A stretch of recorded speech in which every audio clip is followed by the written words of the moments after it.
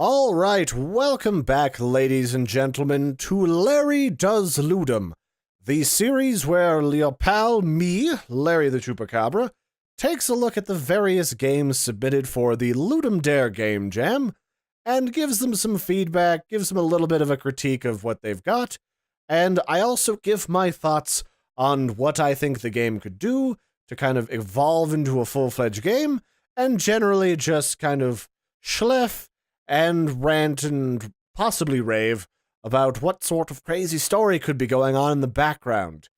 And this particular game jam, Ludum Dare 36, the theme was ancient technology, and to start us off today, I'm going to be taking a look at Neon of the Ancient, or possibly Neon of the Ancients, and this is done by Team Eagle, and it's a game where you go out into a dogfighting situation in crazy alien spacecraft of various neon colors, green and kind of like an off-white color like eggshell, and you fight for dominance of the sky. Why? I'm not quite sure, but we will certainly find out. So here we are, spawning with our platoon, our squadron of green neon compatriots, and the controls for Neon of the Ancient, or Neon of Ancient, are actually pretty decent. You control left and right with your WASD, and you can also go faster or slower to control your speed and rate of attack, and then the sort of pitch and angle and yaw of your vehicle is controlled with the arrow keys. So we're just going to jump in here and start blasting away at people. You might notice that the computer sort of auto-locks on to various targets for us, and we're going to just get right into the thick of it. Because our team needs us for, I don't know, it's probably just one of those ancient battles where no one's quite sure why we're fighting, and at this stage it's just one of those things we all do on the weekend because we've never done anything else with our time. One of those things that would argue for a hobby. And I gotta say, it doesn't control bad, but I have never really been crazy good with dogfighting simulator games. Oddly, Elite Dangerous was pretty good, but I chalk that up to just the sheer complicated number of controls, which required me to really pay attention to every little minuscule thing that I was doing in order to just live. I mean, just docking in that game was its own crazy mess. I can't seem to lock on to anybody here today.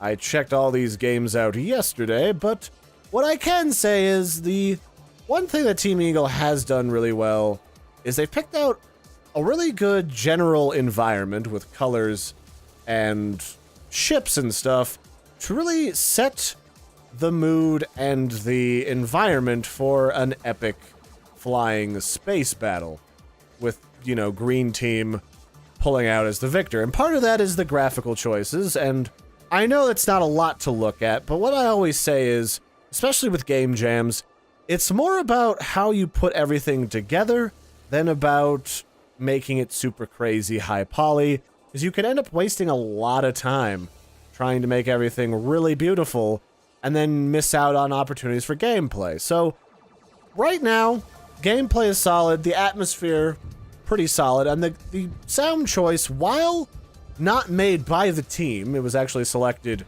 out of some open source libraries from other folks, it's actually not bad. It does a good job of setting the tone, and I always prefer it when people grab good music as opposed to trying to do audio engineering themselves and making something that sounds like audible mush. And I can say, I definitely appreciate the audio engineers in the audience, because I've had to figure that stuff out myself because I got a microphone way too powerful. And then the other thing that I kind of like is Team Eagle did a really good job with this three-dimensional radar. Like, I can tell at a glance, like, what monsters and creatures and flyers are near me in three-dimensional space, and then I can orient myself for an angle of attack from above. And that's something I doesn't always translate very well. I've seen it in Elite Dangerous, which worked okay, and then I also saw it in No Man's Sky, and No Man's Sky was kind of like, I don't know what this means, it's never really explained. It's really hard to say. And I just can't get close enough to kill frickin' anybody. Alright, we're gonna have to do one more of these so that I can kill more than just one character in this particular dogfight. But it's kind of fun to zoom around. So I guess the last question for this game is like, what is the story and how does that pull into like ancient technology? Because this is looking pretty futury. But that doesn't necessarily mean it's not ancient technology. Certainly, there's always that idea of like ancient Atlantis out there where, oh, I almost gotcha. I helped murder him. I'm sure it's fine. But yeah, there's always the question of ancient Atlantis. Like the idea that an ancient culture was so advanced that they left Earth and just kind of did whatever they wanted to. And that like the crazy space age technology that they have is actually quite old and rather rudimentary. And I kind of like that idea. That's always one of my favorite types of sci-fi things, is to just have crazy advanced aliens that died out a long time ago, and now we're just fighting over the super advanced husks of their culture. Like that I'm down to clown with. So you'd need to like kind of pull in some story that revolves around that, some settings, and then all you'd really need is to provide a full-fledged, kind of fleshed out world that this dogfighting simulator exists in, so that we could have new ships that upgrade as we get better at fighting. And then, I don't know, you get like some attack bombers, some really fast ones that have no health, maybe some meteor ships. Sky's the limit with all of that. You've got a lot of options. And you put all that together and you've got a good foundation started. Now you just need to fill it with stuff. And you wouldn't even need to make it look crazy advanced on the graphical side. Gameplay in this market, especially in indie games, is king. Graphics can always come later. You can always evolve those and change those in, say, an early access type situation. So once you've got the basic foundation set, that's when you really need to explore it. One thing I could say is I'd love to see this game with some options for controls. I do a lot better when I have access to my mouse for directing my ship because I run with a trackball mouse, and that leads to a very specific type of game controls for me. And then maybe options for a gamepad, like an Xbox controller or a PS4 controller, and that would be just what the doctor ordered. Actually, I'm getting a little bit better at this. I just need to waggle my ship back and forth with my WASD. I'm using the arrow keys a lot. But maybe that's an implied request for simpler controls on one of the different types of ships you could have in a dogfighting simulator. I don't know. But I like it. There's just not a lot to do in the game. That's just the one qualm with a lot of games with game jams, and it's understandable. It's made in 48 to 72 hours. In this case, it was a jam entry, so it was 72. So I understand when there's not quite as much stuff going on. So nice job, Team Eagle. Just, you know, play with the idea of adding some stuff, some stories, some settings, some plot, maybe some alternate ships, and you could definitely do some stuff with the things with this game. Even if you don't end up bringing it to market, just to kind of flesh it out, to say that you can, because you're code wizards. All right, next up we have a oddly philosophical and rather relaxing entry into the ancient technology category with KMF by Polyknight. And KMF actually comes with a very long little informational about how fishing is among the most ancient of technologies and has been practiced for over 40,000 years. And KMF, as you might imagine, is a fishing simulator, but it also includes some aspects of being alone, out on the surf, and having to deal with your own thinky parts and all of the crazy philosophical questions that might derive therein. And also there's a fair bit of physics in here, which is something I've seen but I don't always expect. So, we've got these 3 little fish bowls, and we need to fill them with fish. That's kind of our job. We've got like a chum bucket, that's probably our lunch, and a fishing pole, and that's really it. So, to do this, we just swish and flick our mouse, or in my case, it's my thumb because I have a trackball, and we try to aim for these little sections of bubbles out in the water in order to sink us a fish. And there we go. Uh-oh, this fish looks rather peculiar.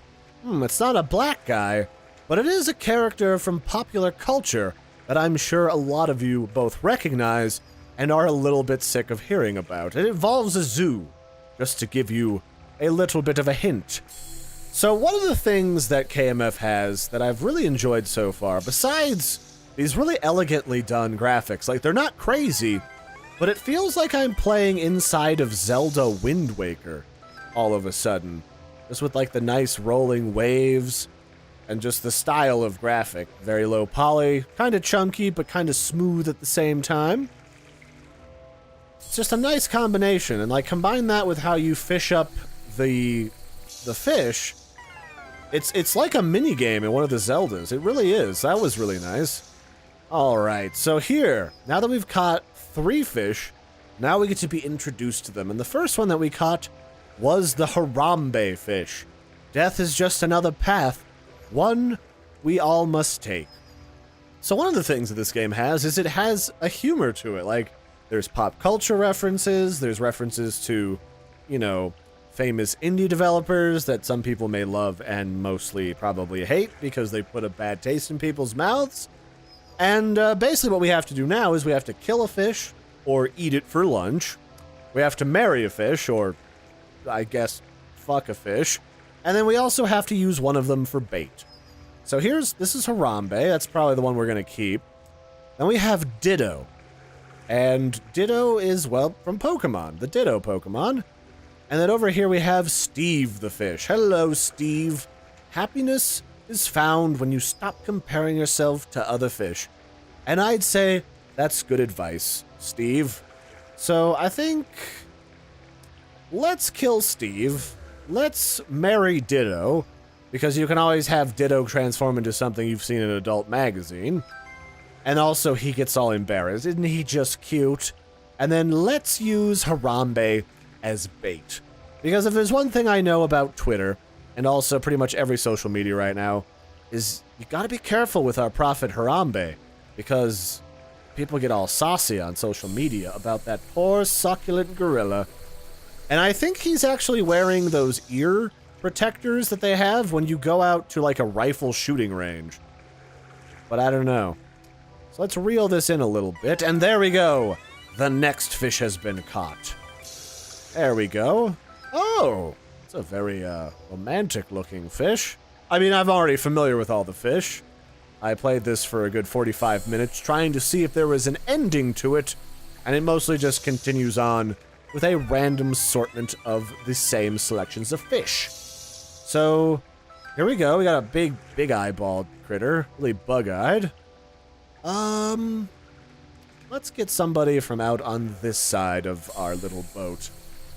I gotta say, like, this is a prime example of how very minimalist graphics, just treated correctly with a little bit of reflection and maybe some sun rays and some depth of field fog in the Unity engine, really goes miles to creating a very unique world. Like, I feel almost like I'm in a Shadow of the Colossus style world, very low poly and simple, but kind of beautiful at the same time.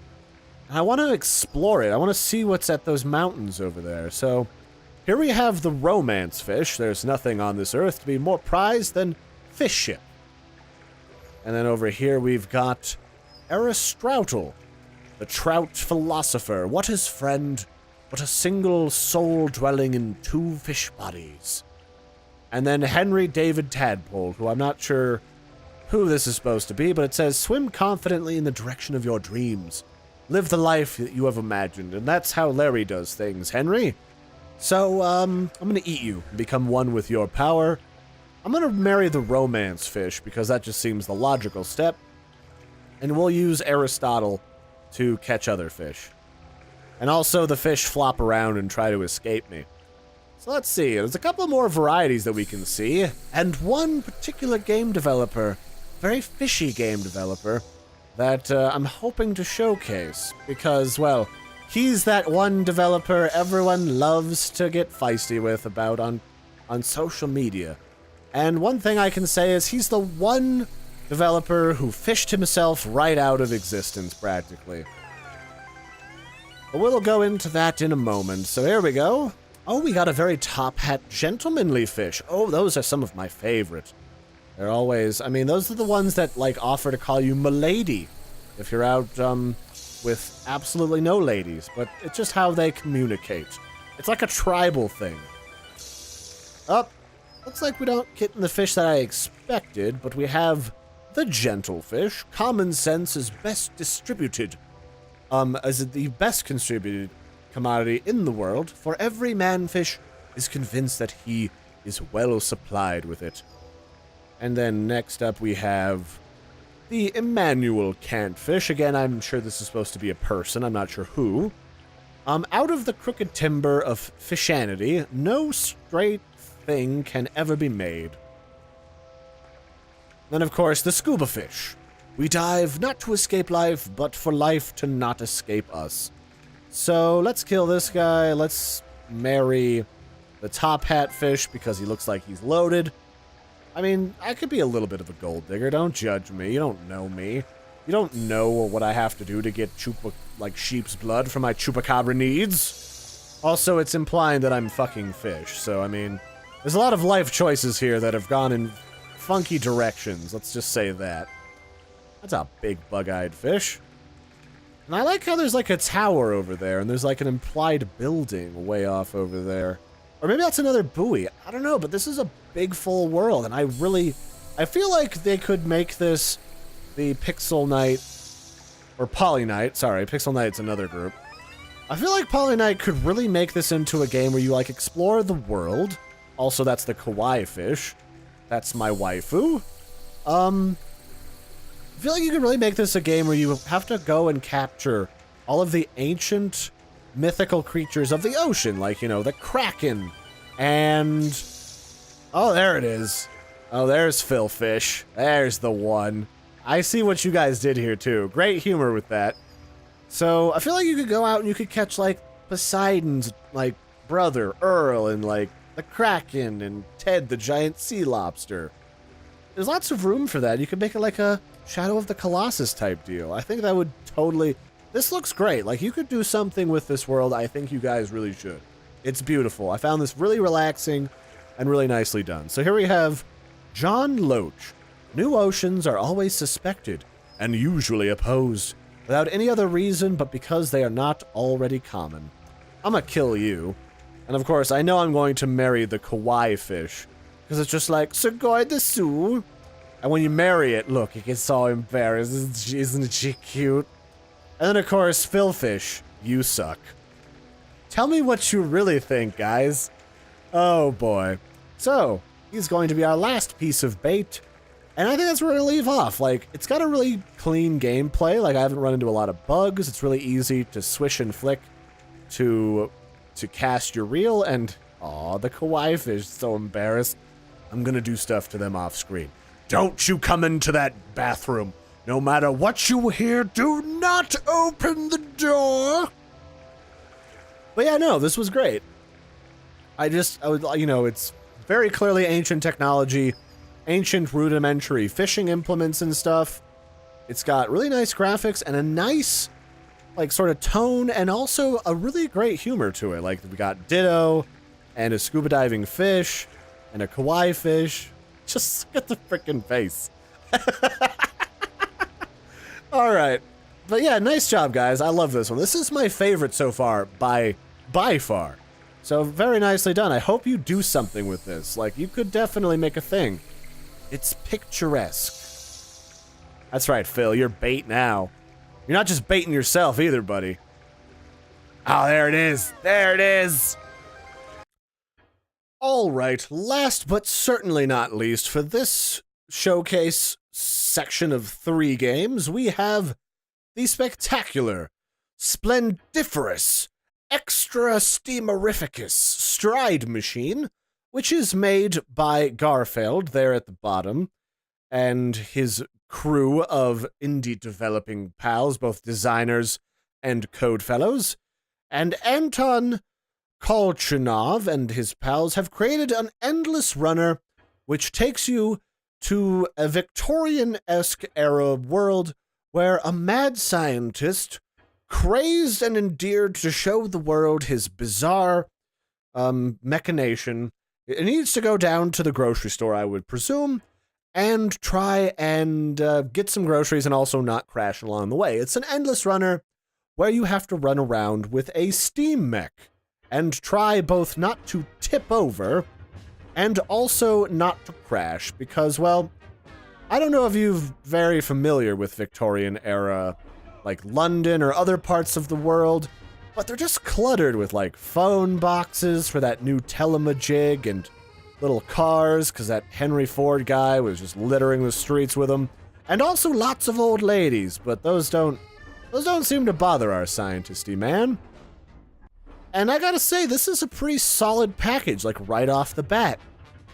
For ancient technology, I wouldn't call steam power super ancient, but it's certainly more ancient than our current modern day equivalent of smartphones and computers and everything.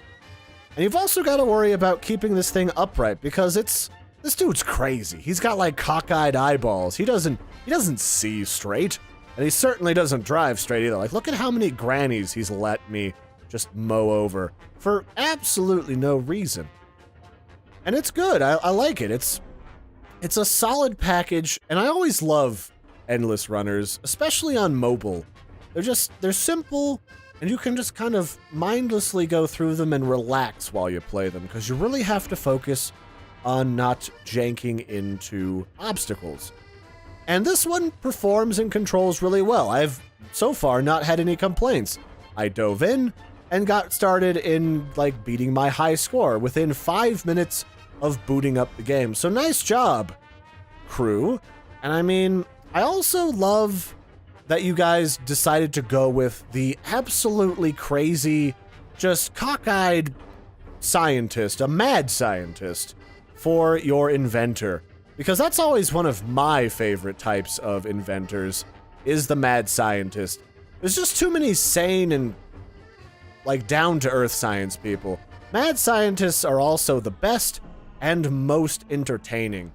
Especially, and this is something you could use in the game if you wanted to expand it and add a bit of a story, is he could be one of those mad scientists that is so terrible at inventing evil weapons that he ends up saving the day and is just so flabbergasted at the press conference with like the chief of police and the mayor giving him the key to the city that instead of like threatening everyone's doom, he just says something like seemingly endearing and nice about how like, I did it to help the children, not murder. Or wait, no, I was gonna, dang it. Like, that would be a perfect character. And it really reminds me of when I got back into sci-fi television really hardcore with Fringe, because Fringe had one of those mad scientists that he was formerly evil, but then he went insane because of what Leonard Nimoy did. And then he just kind of saved the day. It always said some of the craziest, weirdest stuff. It was great. I loved it. And you could definitely build upon this because it's got a nice setting already. Like, you got a nice hand, rough-drawn sort of art style here, which really goes well for steam technology because in Victorian era, back when tractors and other types of mechanical conveniences were first becoming a thing, you really would have had like a rough-hewn type of appeal to a lot of these technologies.